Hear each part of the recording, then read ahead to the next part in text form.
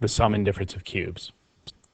There are special case polynomials where we could have a perfect cube plus or minus another perfect cube. And when it comes to solving polynomials, or maybe simplifying expressions that involve polynomials of this form, it is going to be to our advantage in some cases if we can express the sum or difference of cubes in a different format. Much like in the quadratics unit, when we had a difference of two squares, we were able to find an equivalent expression of the form a minus b, a plus b. So that is the goal of this video. Can we find something similar to what we found for the difference of two squares, like this, but for these two special case scenarios? The way we found the derivation, or the derivation for this equivalent form for the difference of squares, was through interpreting the difference of squares geometrically. So we said that a squared could be thought of as the area formula for a square of side length a, and b squared as the area formula for a square of side length b. And that is the same approach we're going to take for the sum and difference of cubes when it comes to deriving a formula for these two expressions. The first one, a cubed plus b cubed, could be thought of as the volume of a cube of side length a plus the volume of a cube of side length b. And with the difference, it's volume of a cube of side length a minus the volume of a cube of side length b. So I've drawn out interpretations for that here. So you can see the sum, I have a cube of side length a in black, a cube of side length b in blue, and they are attached to each other to form this composite three-dimensional shape. For the difference, we have a cube of side length a, and you'll see I removed one of the corners, and I've inserted a cube of side length, I shouldn't say insert, but rather removed a cube of side length b from a corner of the cube of side length a. So let's look at the sum first. We know that one way to express the total volume for that composite shape is by finding the volume for the cube of side length a and just adding it to the volume of cube of side length b. And our goal for this video, so this is going to be, I'm going to write volume subscript 1 as one way to calculate the volume of that composite figure. But we want to find an alternative way to calculate the volume of this composite figure. You'll see that I've included some green dotted lines. And you'll see that there are two rectangular prisms there. And also with the addition of those two, we formed a much larger rectangular prism as a whole. So another way to calculate the volume of that composite figure would be to calculate the volume of that large rectangular prism. So in total, so we would say this thing as a whole, then subtract the volume of the two rectangular prisms that are formed with the green dotted lines up top. And what would be left over is the volume of the cube A and the volume of the cube B. So let's do that. How do we find the volume of the entire figure as if those green dotted lines were part of the shape? Well, this length here is A because the cubes all have the same edge length. This would be A plus B, right? So length A, and then that green dotted line height here is just B. So I don't want to erase those dotted lines. There we go. Then over here is A. That's just the side length of cube A. So in total, to find the volume of this much larger rectangular prism, we're going to do A times A, which is A squared, times A plus B. Now, we're looking for an equivalent format for calculating the volume of the composite figure of the two original cubes. So what we're going to have to do is subtract the volume of the two green rectangular prisms. So let's look at the one on the left first. This length here is going to be A minus B. If the whole length is A and we're trying to remove that piece B to find the width of that one rectangular prism, that'll be A minus B. So that's our first part. The height of this small prism is B. It's equivalent to the height of the cube. So times B.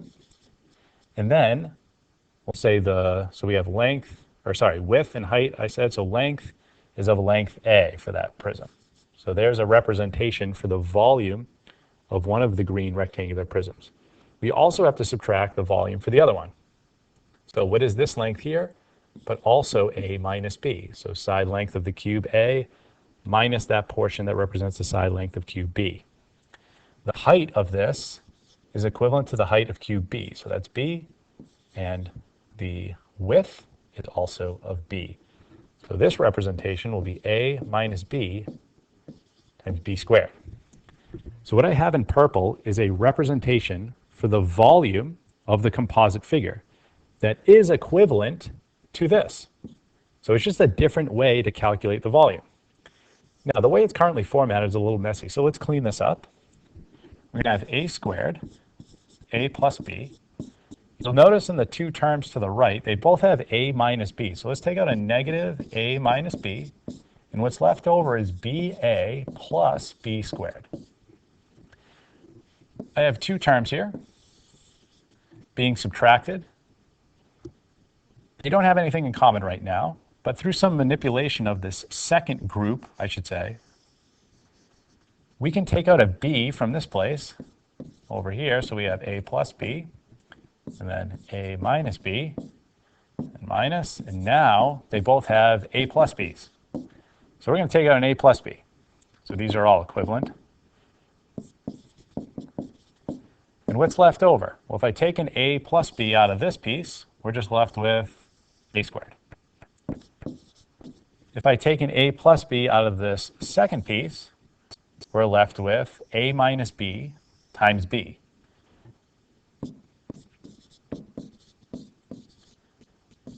Let's distribute that b.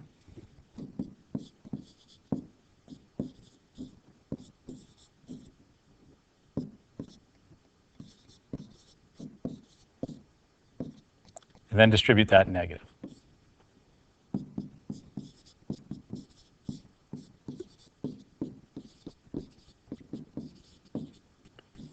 And here, we have a factored format for a cubed plus b cubed. So the sum of cubes can be factored into this.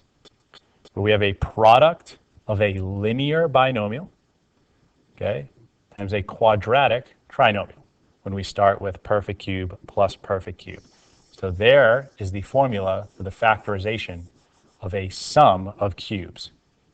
Now let's look at the difference of cubes, and we'll notice some similarities. The difference of cubes, we know one way to represent the volume for the composite figure when I have cube A and I remove cube B would be volume of cube A minus volume of cube B. So what's the alternative representation? That's what we're looking for. Well, let's break this down much like we did with the other one into different pieces.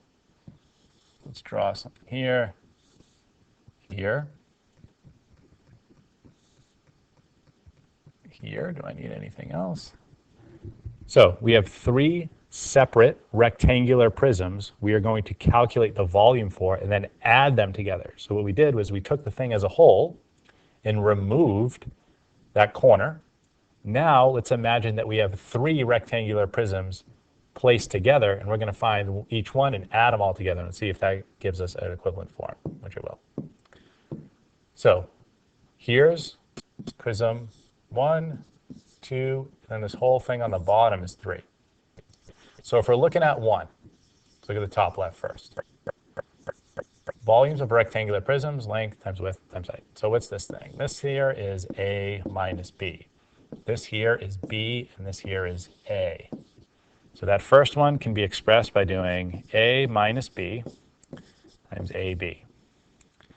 Then, what about the second one? So over here, we have again, because this is A minus B times B, that's B. So it's going to be plus, because we're trying to add these all together, all these pieces, it's going to be A minus B, B squared. Lastly, plus, what's that big one on the bottom that those two are sitting on top of? A times A times, what's this length going to be here? A minus B. So it's going to be A squared times A minus B. Now, I'm going to jump down, leave that still visible, so we can draw some comparisons between the sum and difference. So I'm going to write the difference here. We have a cubed minus b cubed. You'll notice that this is a much easier one to simplify because all three of those pieces that are being added together have a minus b. So let's pull out an a minus b. And what's left behind, just to make this similar in nature, we're going to have ab, I'm going to write it real quick, plus b squared plus a squared. But we can change the order around so that we have a squared plus ab plus b squared. And the reason we want to do that is to draw this comparison that we're trying to reach here between these two formulas. Notice that they're awfully similar, nearly identical. So one representation for the sum, one representation for the factored form of the difference. The only thing that changes is the signs. And the way we represent, or remember, I should say, the sign for these factored forms is by using a little acronym SOAP. So the first sign, the second sign, and the third sign in these expressions, there are only three signs, right? So we have 1, 2, 3. So this is what I'm referencing because everything else is the same. We have a, b, a squared, ab, and b squared.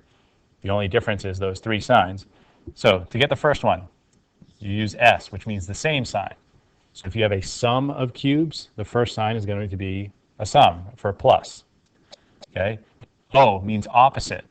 So the second sign is the opposite of what you're dealing with. If you have a difference, you're going to do a plus. If you have a plus, you're going to do a minus.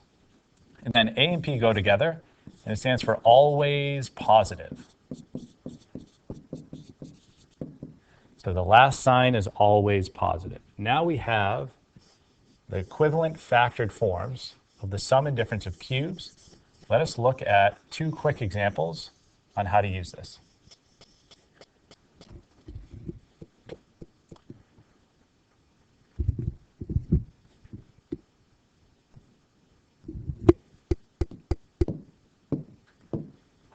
So example 1.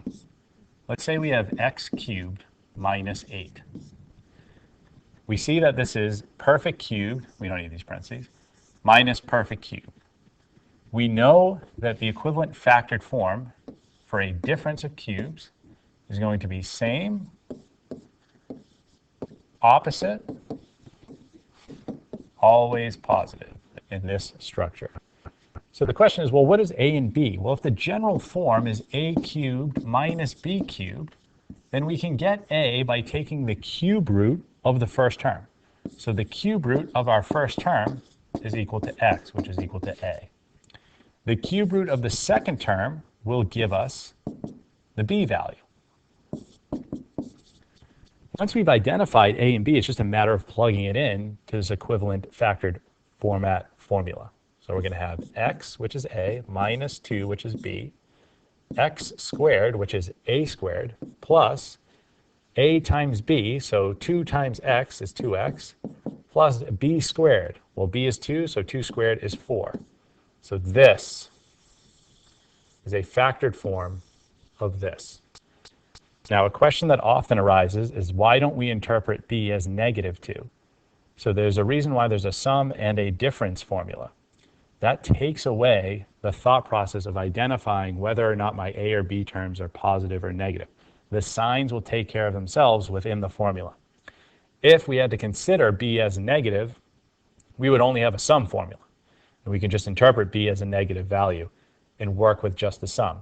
But we broke it up into a sum and a difference formula. That way we don't have to worry about the sign of the b term. If we identify it's just a difference versus a sum, that's the first thing you want to do. That tells you what formula to use. Identify a and b by just looking at the terms in this way and ignore that sign in the middle that is strictly there to determine what formula to use to get your equivalent factored form. So let's look at a sum example to end the video.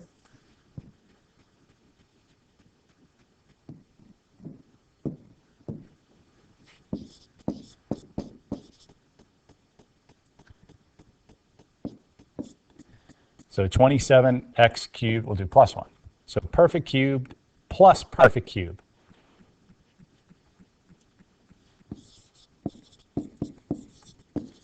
To figure out what a and b are, we're going to take a cube root of the first term,